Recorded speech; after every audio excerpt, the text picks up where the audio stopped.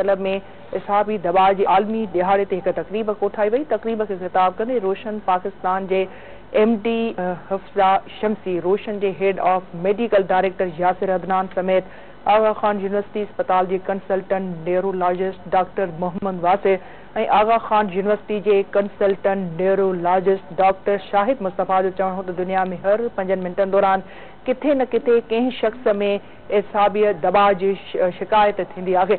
हुननि चयो त दुनिया में 28 लख खां वधीक माण्हू एसाबी दबा जो शिकार आहिनि। जेतोणीकि पाकिस्तान में इहा बीमारी रजिस्टर्ड न थींदी आहे, पर हिकु अंदाज़े मूजिबि सॼे मुल्क में 10,000 खां वधीक माण्हू एसाब जे दबा जो शिकार आहिनि। संदसि चवणु हो त मुल्क में एसाबी दबा MS जहिड़ी बीमारी न रुगो मुतासिर माण्हुनि लाइ जिस्मानी कमज़ोरी सिहत जा चैलेंजिस पैदा कंदी आहे, पर मुतासिर ख़ानदाननि तोड़े मुआशरे लाइ ॾुखाइयूं पैदा कंदी आहे।